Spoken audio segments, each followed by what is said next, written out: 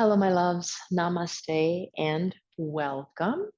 So, a lot of us have heard of this thing called proprioceptive sense. It's the awareness of where our body is in space, how we move it, various things, and without having to look at it and know exactly where something is, we can know where we are in space, how to move, how to walk, various things. Interoceptive sense is something that isn't given a lot of time and space. I think more so it's becoming something people are aware of, but it's an awareness that we can tune into, we can practice, and we can start to hone that skill. So many reasons to do that, right? If I can tune into my heart rate, if I can tune into my stomach, whether or not I'm sated, if I can tune into my breath, and what speed that is moving at, what parts of me, right? Then I can just have an awareness of it. B, I can start to feel myself going into a place. And if I know that it's a place that I don't want to go, like I can feel the signs of anger coming before I end up shouting at that person. And it might give me some information so I can tune in and have a little more self-regulation, a little more responding, less reacting. I can start to cultivate and hone my executive director, I guess I would call them, right, who is up here at Command Central. And so there are other reasons too that are really great, but those are the ones coming to the top of my head. So let's get into the practice. Interoceptive sense, what's happening internally, right? We're going to start with a little meditation laying on our back, and we'll add movement from there. I'm going to suggest you have a blanket with a little bit of a roll underneath your neck, because why not? It's comforting for most people. It's a way that the neck can let go for those of us who hold on, and so many people that I work with have a holding pattern there. You want the blanket to be high enough that it comes up into the neck and supports it. You feel the blanket, not so much it ramrods your neck up to the sky. Yeah, there are times to do that one. This is not one of them. So try to find that blanket roll. You might even push the rolled end of it up around your head so that you feel the support coming into the sides of the head, so you don't have to worry about rolling from right to left. And that may seem like it's not that much, I don't need that, but I can tell you that for a majority of bodies, we're starting to work with the central nervous system, right, on a deeper level. So let your arms come out, palms up. You can either have the feet on the ground, feet wide, knees lean in version, constructive rest pose, or the legs extended out to straight, right, hip distance, and that would be Shavasana. And then just start to soften into what you got going on. Part of the reason I want to start you on your back is to take weight out of it and the need for muscular contraction. So have your eyes closed or mostly closed. Try to take visual stimulation out of it. And we're going to start with one of the, what I'll call simplest for most people to find, the breath. Start in your belly. That's one that we rehearse a lot, right? We practice, I shouldn't say not rehearse, we practice a lot, noticing the rise and the fall of the belly on the breath. We don't have to push or pull. We're not exerting effort. We're not changing or manipulating the breath. We're observing the movement of the stomach.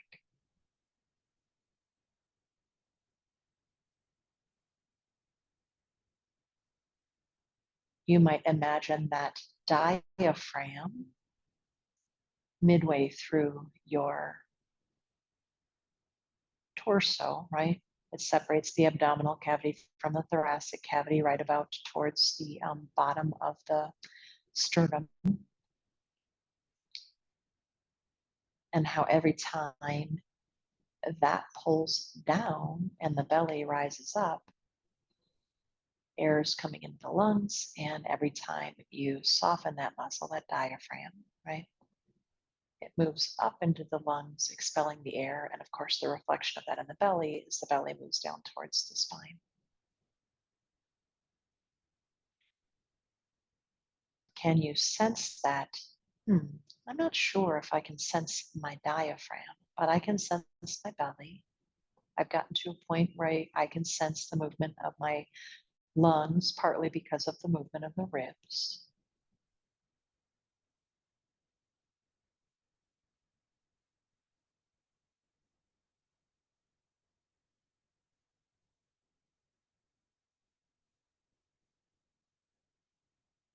Maybe you can sense the air as it enters and exits the nostrils. It's usually a little cooler as it comes into the body, a little warmer as it exits.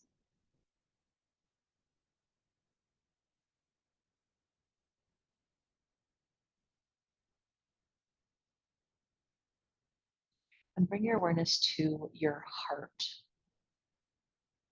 a little bit left of center in the chest, mid-sternum ish.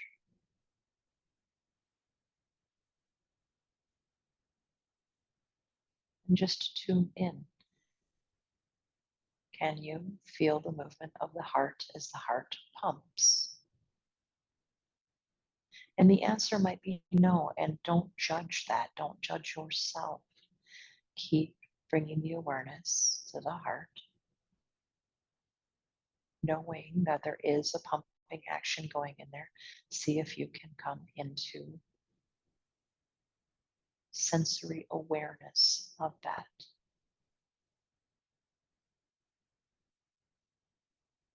And if that is elusive at the moment, hey, keep coming back to it, keep trying. But you might move your awareness to, oh, I don't know, either your neck or your wrist, somewhere where sometimes we can feel the pulse with a little more ease. Every once in a while, you can get that feeling of that pumping right at some strange place in the skin that doesn't last very long. But if you have anything like that, tune into it and just try to notice the movement of the heart, if not the heart, the pumping of the blood through the system.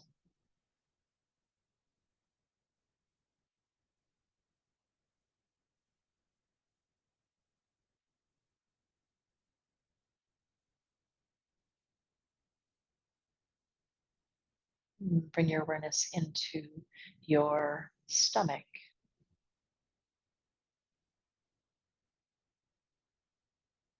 Just a little bit beneath the diaphragm.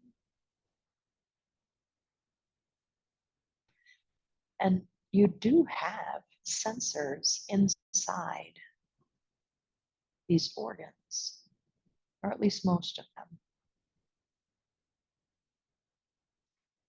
They are sending messages,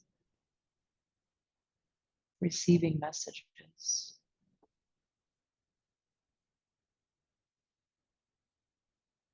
So just see if you can get a sense of any messaging from the stomach. Maybe you ate something and you are feeling particularly full, or maybe you feel sated. Maybe you're noticing sensations of hunger.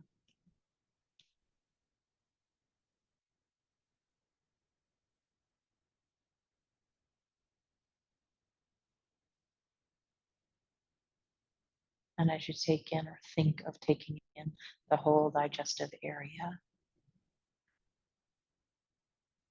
urges, things we can sense that are from our interoceptive sense, right? There's a full bladder having to pee, needing to eliminate, having flatulence, burping, sneezing, coughing. Not all of that is digestive, but all of these are urges of the body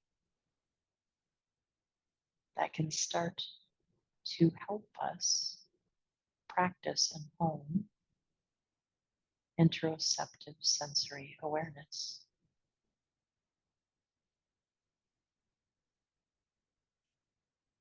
So we're going to start to move, friends, a little bit and very gently and very softly. Really try to keep the sense of inner sense moving. So go ahead and extend your legs all the way out if you weren't already. You can leave the blanket in or you can move it if it feels like it gets in your way at all, right? Completely out of the way if you want to.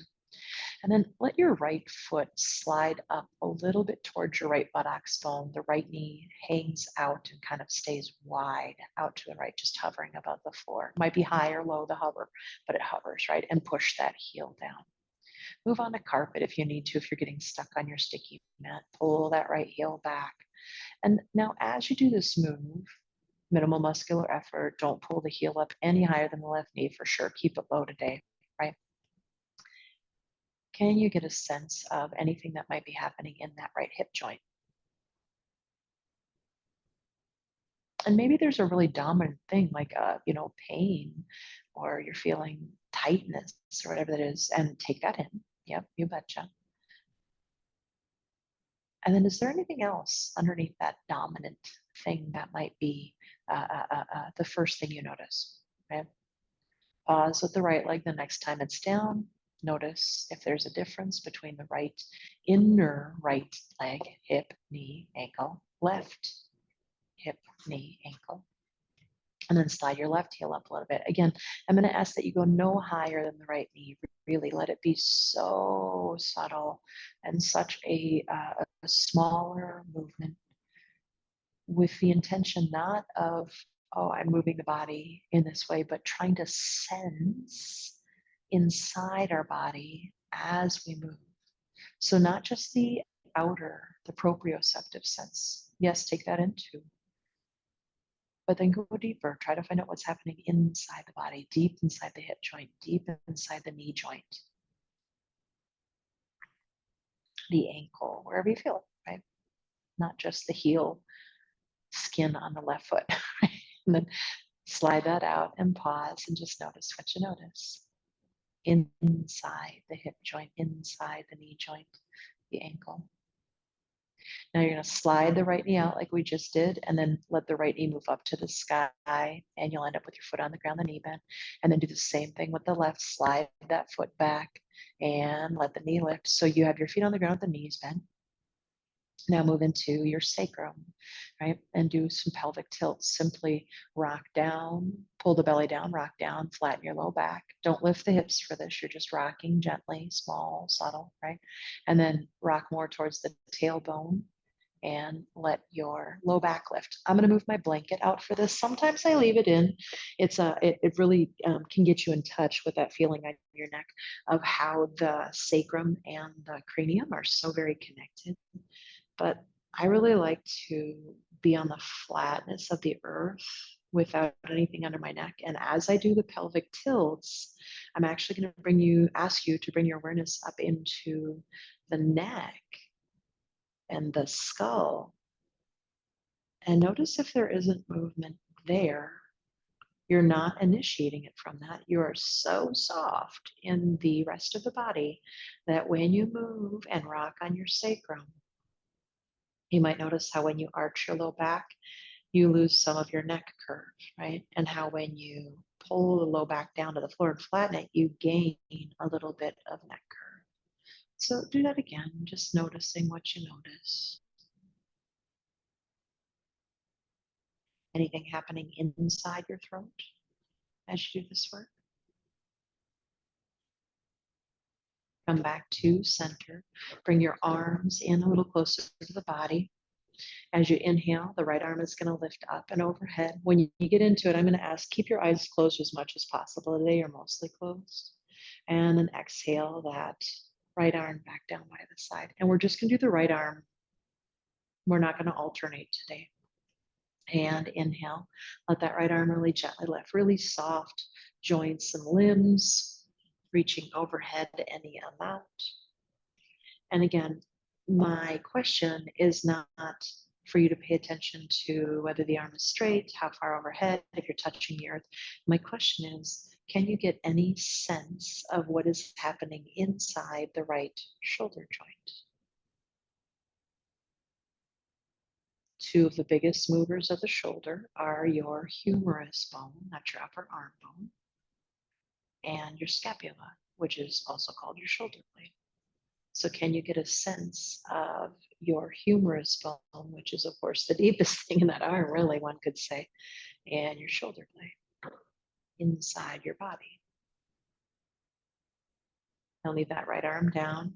You can let it come out to Shavasana or leave it in, but pause and notice.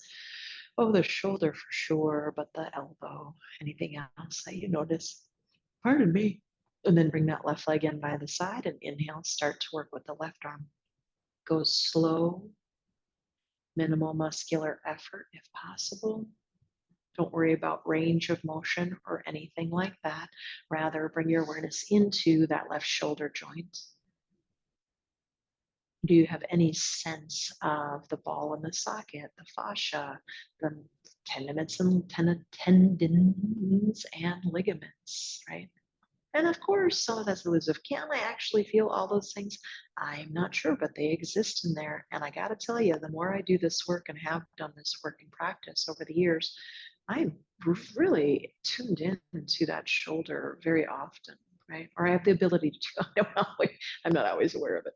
And then the next time that you are down, right, pause, let your arms come out of Shavasana, let the feet walk wide and the knees lean in. So this is how we started class. It's also how we're going to end.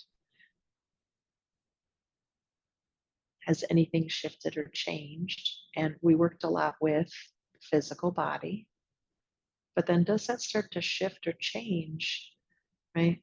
Other things like maybe the breath has slowed down. Maybe after you exhale, you're not inhaling right away, not intentionally. It's just the pattern of the breath. Maybe you got anxious with this work and slowing down and you're breathing faster or more in the chest. So notice any cues that you can.